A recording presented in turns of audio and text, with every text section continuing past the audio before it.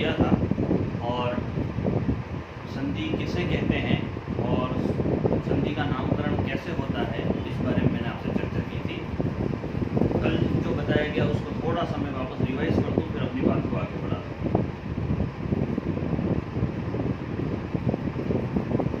संधि की परिभाषा देते हुए मैंने कहा कि दो वर्णों के मेल से उत्पन्न विकार को संधि कहते हैं। दो वर्णों के मेल से उत्पन्न विकार को संधि कहते हैं। विकार का अर्थ आपको कल बताया था परिवर्तन।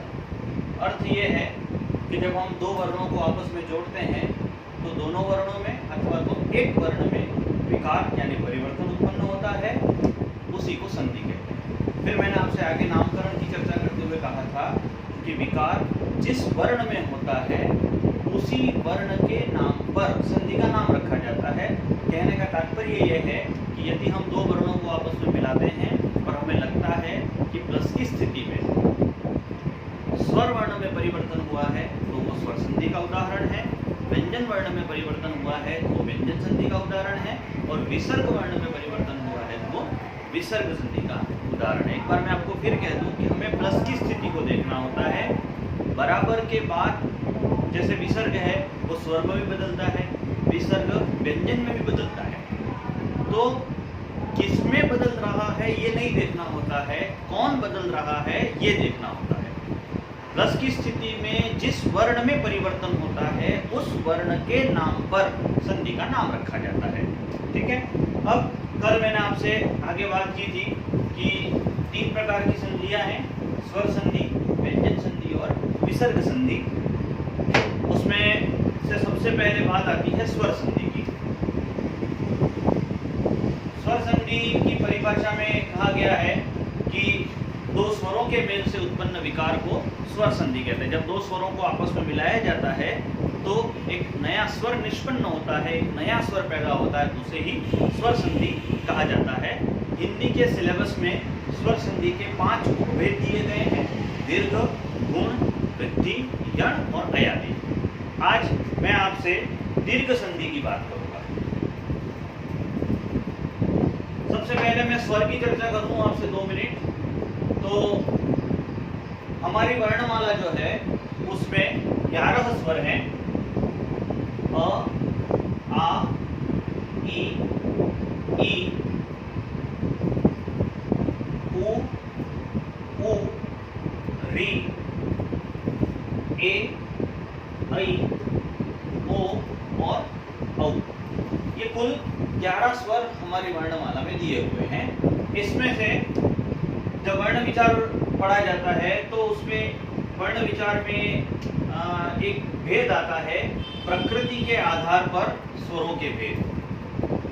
प्रकृति के आधार पर स्वरों को 2 भागों में बांटा गया है। एक कहलाता है मूल स्वर और एक कहलाते हैं संधि स्वर। मूल स्वर क्या होता है और संधि स्वर क्या होता है?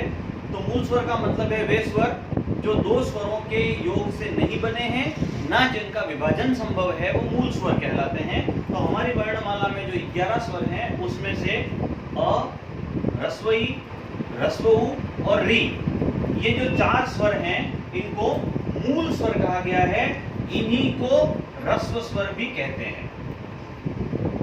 ह्रस्व यानी छोटे स्वर है। संधि स्वर का मतलब होता है कि वे स्वर जो 2 स्वरों के योग से बने हैं तथा जिनका विभाजन भी संभव है उनको संधि स्वर कहा गया है।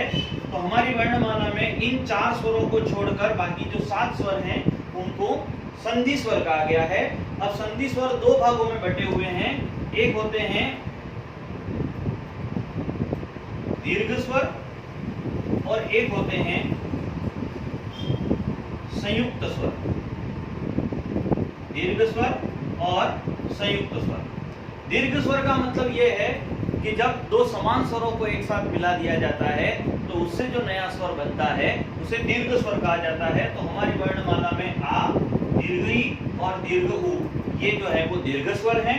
संयुक्त स्वर का मतलब होता है दो असमान स्वरों के मेल से जो स्वर निष्पन्न होता है, पैदा होता है, उसे संयुक्त स्वर कहा जाता है।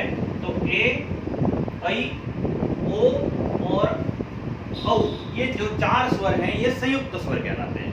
तो जब हम संधि पढ़ते हैं तो दो स्वरों को मिलाकर जब नया स्वर बनाने की बात करते हैं तो उस प्रक्रिया में परिणाम रूप में ये जो 7 स्वर हैं वो काम में हम लेते हैं। मूल स्वर नए स्वरों को बनाने में तो प्रयुक्त होते हैं, मतलब प्लस की स्थिति में तो इन स्वरों को काम में लेते हैं, लेकिन कभी भी बराबर के बाद जो नया स्वर बनता है उसमें अ, ई, उ और इ का प्रयोग नहीं होता है, क्योंकि ये मूल स्वर हैं, ये दो स्वरों के योग से नहीं बने, इसलिए इसका विभाजन भी संभव नहीं है। तो संधि में हम आ, बड़ी, बड़ाऊ, ए, ऐ, ओ और औ, इन 7 स्वरों कैसे बनती है, ये 7 स्वर कैसे बनते हैं ये पढ़ते हैं। अब मैं आपसे सबसे पहले बात कर रहा हूं दीर्घ संधि की।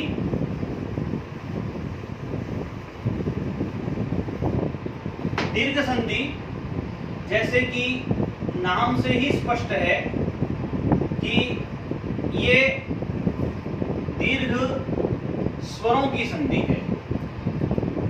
और दीर्घ स्वर हमारे पास कौन कौन से हैं? तो आ, बड़ी और बड़ाऊ, ये हमारे पास हिंदी वर्णमाला में 3 दीर्घ स्वर हैं। तो दीर्घ संधि में यह बताया जाता है, ये पढ़ाया जाता है कि आ, बड़ी और बड़ाऊ ये जो स्वर हैं ये कैसे बनते हैं। तो दीर्घ संधि की परिभाषा में अभी मैंने दीर्घ स्वर की परिभाषा में अभी मैंने आपसे ये कहा कि जब दो समान स्वरों को आपस में मिला दिया जाता है तो जो नया स्वर बनता है उसको दीर्घ स्वर कहते हैं। अब मैं सबसे पहले आ की बात करूं तो हमारी वर्णमाला में समान स्वर कौन कौन से हैं? तो अ और आ, इन दोनों को समान स्वर कहा गया है। ह्रस्व ई और दीर्घ ई, इनको भी समान स्वर कहा गया है। ह्रस्व उ और दीर्घ उ, इनको भी समान स्वर कहा गया है। इसमें से अ, ई और उ जो छोटे हैं इनको ह्रस्व रूप कहा जाता है, और आ, बड़ी ई और बड़ा उ जो है उनको दीर्घ रूप कहा जाता है। तो जब ह्रस्व और दीर्घ ये जो समान स्वर हैं इनको आपस में मिलाया जाता है तो जो नया स्वर निष्पन्न होता है उसे दीर्घ स्वर कहते हैं। हमारी वर्णमाला में एक री भी दिया हुआ है, वो री जो है वो ह्रस्व री है, हमारे पास दीर्घ री नहीं है। इसलिए दीर्घ संधि में संस्कृत में चूंकि 13 स्वर हैं उसमें छोटा री और बड़ा री दोनों आता है। संस्कृत में दीर्घ संधि में 4 सूत्र चलते हैं, आ, बड़ी, बड़ा उ और बड़ी री। लेकिन चूंकि हिंदी में दीर्घ री नहीं है इसलिए री प्लस री बराबर बड़ी री ये सूत्र जो है वो हिंदी में प्रयुक्त नहीं होता है। हिंदी में आ, बड़ी और बड़ा उ ये 3 सूत्र प्रयुक्त होते हैं। तो सबसे पहले मैं आ की बात करूं कि आ कैसे बनता है। तो नियम कहता है कि पूर्व पद में अ अथवा आ इन दोनों में से कोई भी स्वर हो, उत्तर पद में भी अ अथवा आ में से कोई भी स्वर हो, यानी समान स्वरों की स्थिति हो तो दोनों मिलकर आ बनाते हैं। प्लस से पहले अ या आ, उत्तर पद में भी अ या आ में से कोई भी स्वर हो तो दोनों मिलकर आ बनाते हैं। अब ये लिखी तो मैंने एक पंक्ति है लेकिन ये वस्तुतः 4 सूत्र हैं, हम इसको 4 पंक्तियों में बदल सकते हैं। अ प्लस आ प्लस अ और आ प्लस आ, इन चारों ही सूत्रों से जो है वो आ बनता है। उदाहरण देखें, जैसे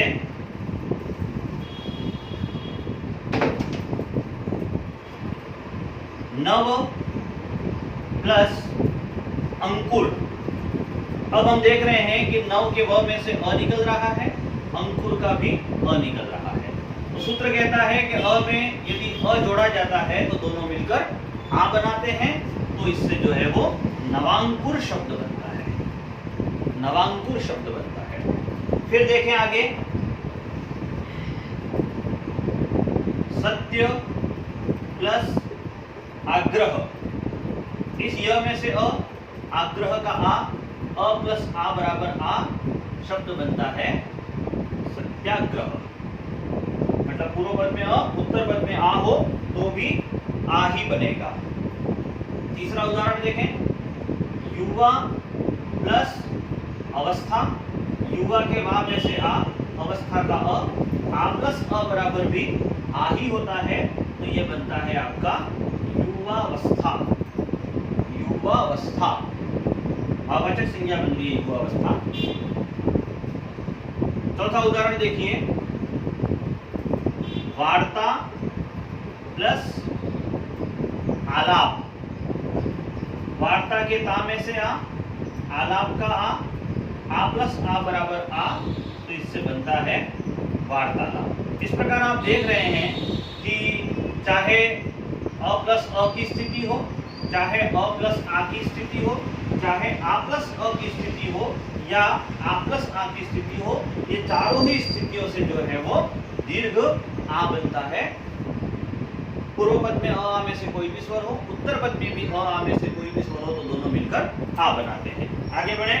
दूसरा सूत्र कहता है कि पूर्व पद में ई यानी ह्रस्व ई और दीर्घ ई में से कोई भी ई हो, उत्तर पद में भी ह्रस्व ई प्लस दीर्घ ई में से कोई भी ई हो, तो दोनों मिलकर दीर्घ ई बनाते हैं। जैसे अब ये जैसे मैंने पहले सूत्र में आपको एक पंक्ति को 4 पंक्तियों में करके बताया, वैसे यहाँ पर भी होगा ह्रस्व ई प्लस ह्रस्व ई, ह्रस्व ई प्लस दीर्घ ई, दीर्घ ई प्लस ह्रस्व ई और दीर्घ ई प्लस दीर्घ ई। चारों ही सूत्रों से जो है वो दीर्घ ई बनेगा। जैसे रवि प्लस इंद्र। अब इस रवि के ई में से ह्रस्व ई निकल रहा है, इंद्र में से भी ह्रस्व ई निकल रहा है, ई प्लस ई बराबर होता है दीर्घ ई, इसलिए ये शब्द बनेगा रविंद्र। अब रविंद्र में जो है वो मात्रा दीर्घ हो जाएगी। दूसरा उदाहरण देखें, कवि प्लस ईश। कवि की वी में से ई, ईश का दीर्घ ई, ह्रस्व ई प्लस दीर्घ ई बराबर भी दीर्घ ई होता है, इसलिए ये शब्द बनेगा कवीश। कवीश बड़ी मात्रा हो जाएगी। तीसरा उदाहरण देखें, सुधी प्लस इंद्र। सुधी की धी में से जो है वो दीर्घ ई होता है, निकल रहा है, इंद्र का ह्रस्व ई है, दोनों मिलकर जो है वो दीर्घ ई बना रहे हैं, इसलिए ये बनेगा सुधींद्र। बड़ी मात्रा हो जाएगी। चौथा उदाहरण देखें, नारी प्लस ईश्वर।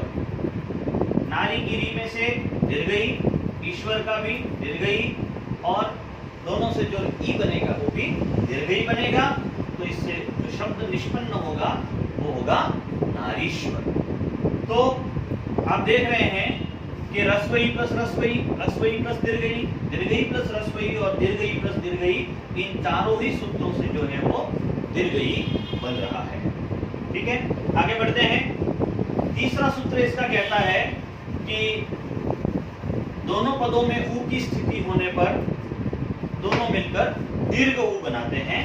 सूत्र है, ह्रस्व ऊ अथवा दीर्घ ऊ में से कोई भी पूर्व पद में हो, ह्रस्व ऊ या दीर्घ ऊ में से कोई भी उत्तर पद में हो, तो दोनों मिलकर जो है वो दीर्घ ऊ बना देते हैं। जैसे भानु प्लस उदय। भानु के नू में से ह्रस्व ऊ, उदय का ह्रस्व ऊ, दोनों मिलकर बना देंगे भानुदय। अब इस बार जो है वो ऊ बड़ा हो जाएगा। दूसरा उदाहरण देखिए, लघु प्लस ऊर्मी। लघु के ऊ में ह्रस्व ऊ है, ऊर्मी का ऊ बड़ा आता है, दोनों मिलकर बना देंगे लघुर्मी, ऊ बड़ा हो जाएगा। तीसरा उदाहरण है,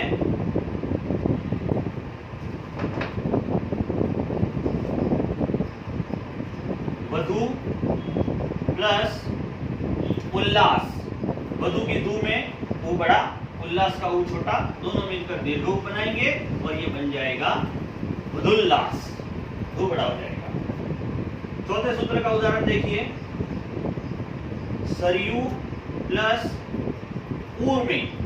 सरयू का ऊ बड़ा, ऊर्मी का भी ऊ बड़ा, दोनों मिलकर बड़ा ऊ बनाएंगे और ये शब्द बन जाएगा सरयूर्मी।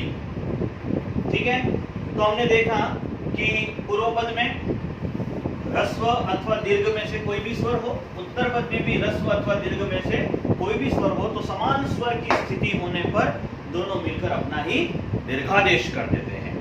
संधि विच्छेद करके देख लेते हैं कुछ उदाहरणों को। जैसे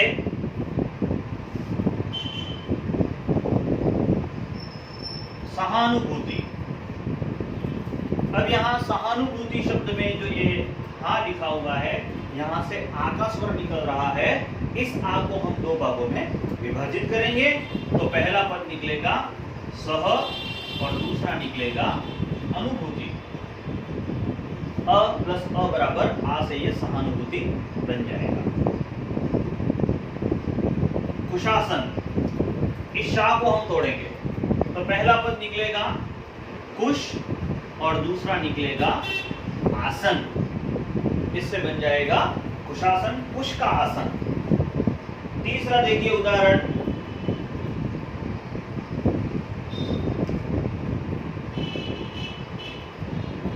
महामात्य। यहां इस हा को तोड़ेंगे तो ये पहला पद तो निकलेगा महा और दूसरा निकलेगा अमात्य। अमात्य यानी मंत्री, महामंत्री, महामात्य। और एक और उदाहरण देख लेते हैं, दयानंद। पहला पद, इस या को तोड़ेंगे तो पहला पद निकलेगा दया और दूसरा पद निकलेगा आनंद।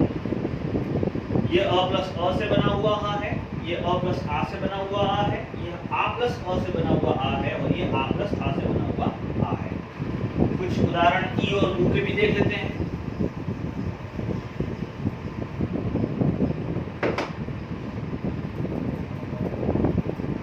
प्रतीक, इस प्रतीक की ई को तोड़ेंगे तो पहला पद निकलेगा प्रति और दूसरा पद निकलेगा ई।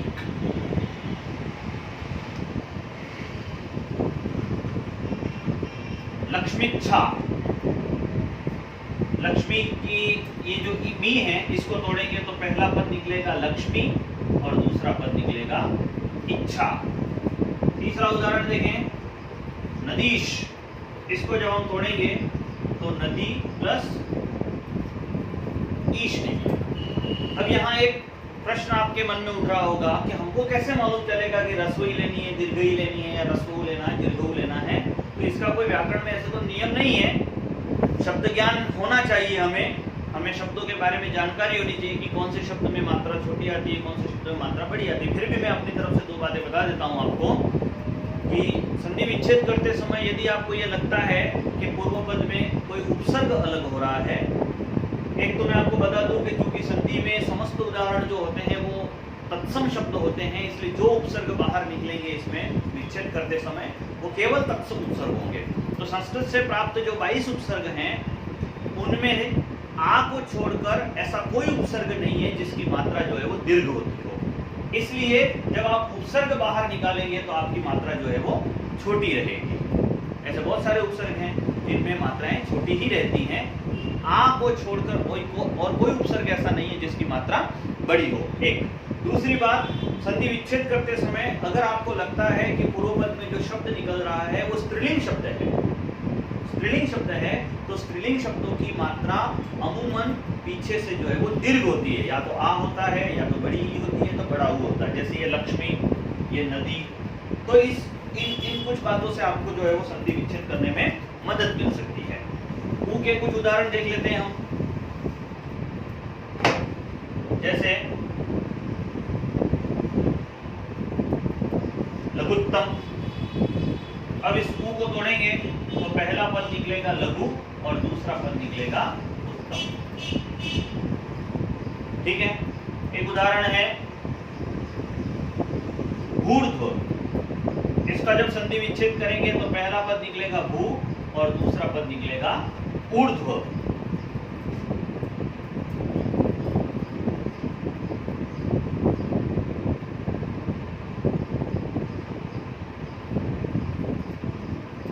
वधूत्सव। पहला पद निकलेगा वधु और दूसरा निकलेगा उत्सव। वधु भी स्त्रीलिंग शब्द है इसलिए मात्रा जो है वो बड़ी है। अनुदित। पहला पद निकलेगा अनु और दूसरा पद निकलेगा उदित।